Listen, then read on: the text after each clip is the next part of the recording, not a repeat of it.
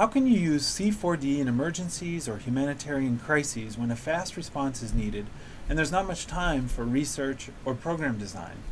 Ndiaga Seck, a communications specialist in Goma in the east of the Democratic Republic of Congo, a region ravaged by conflict for more than a decade, says the key is prevention, giving families the coping skills they need to survive and stay together.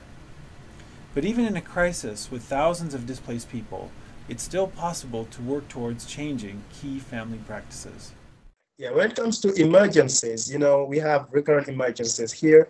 So C4D per se can be different from C4D in terms of what we call development. In emergency, as we know that many emergencies will break out quite soon, we can just start doing some prevention.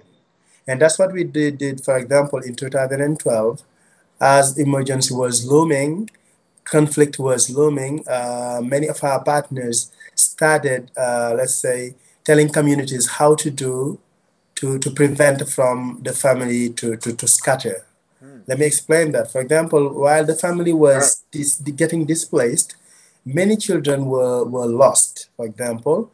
And many of our partners, what they did was they went into the communities and tell them that if you want to run into the night, for example, because you heard some gunshots, you can tie your children along with you in your hand so that if you run into the night in the dark, you will not lose them.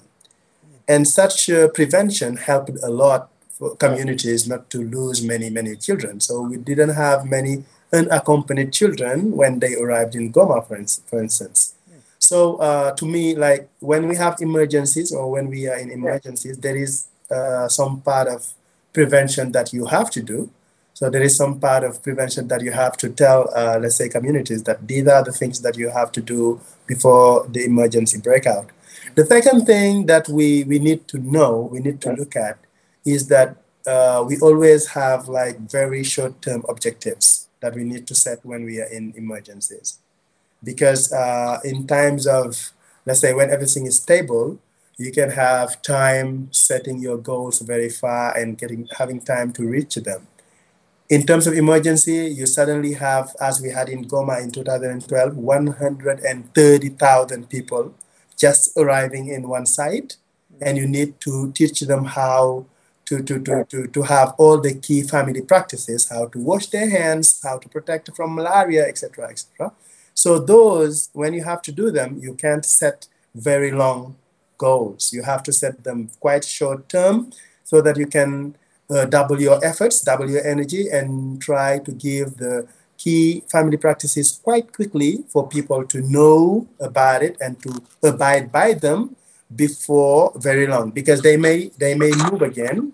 If everything gets stable again, they may suddenly change location and go on another place. So instead of letting them settle, instead of letting them, let's say, letting epidemics like cholera or whatever that is develop into the camp, you need to go quickly and set your goals, do your evaluation very quickly, and then know how many people you need into the camp and try giving all those good advice before everything gets quite difficult. Now, how does it, let's say, go within the bigger framework of C4D per se?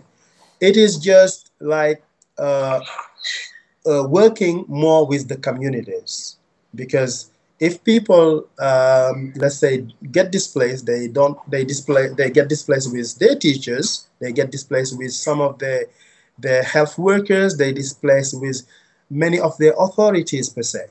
So those people need to be targeted. Those are the community leaders that you need to work with, and then try to get to them, and then try to get their help. Because if you start getting their help, you can reach your objective quite soon.